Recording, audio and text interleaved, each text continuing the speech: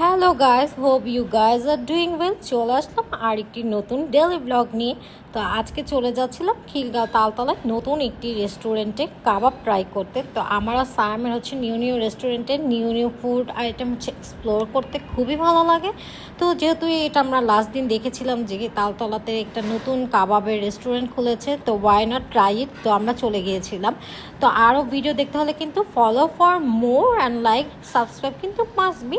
একটু যাওয়ার সময় রং ঢং করছিলাম, বাতাস লাগছিল, তো ফাইনালি চলে আসলাম চাবাও এই রেস্টুরেন্টের নাম। এখানে চলে এসেছি। ইন্টেরিয়রটা আমার কাছে খুবই ভালো লেগেছিল, অনেক নিউ ছিল, তাই অনেক মানুষের ভিড় ছিল। এখানে ফুড আইটেম ছিল, ওদের প্রাইসটা খুবই রিজনেবল ছিল। তো এখানে আমরা দেখছিলাম কি আইটেম ট্রাই করা যায়। তো এখানে আমি আছি কি বসে একটু ক্লিপ নিয়ে নিচ্ছিলাম, আমি যেখানে যাব ক্লিপ তো নিবই। তো এইখানে আমি নিয়েছিলাম এই চিকেনের এই কাবাবটা, আর হচ্ছে সাথে হলো বাটার পরোটা, আর সায়েম নিয়েছিল এটা বেবি বারবিকিউ চিকেন টাইপের আর মিন্ট লেমনের। তো ফুড ওদের অনেক বেশি ভালো ছিল। আমি ফুডের রেট হচ্ছে 10 আউট অফ 9.5 দিব। আপনারা ট্রাই করতে পারেন।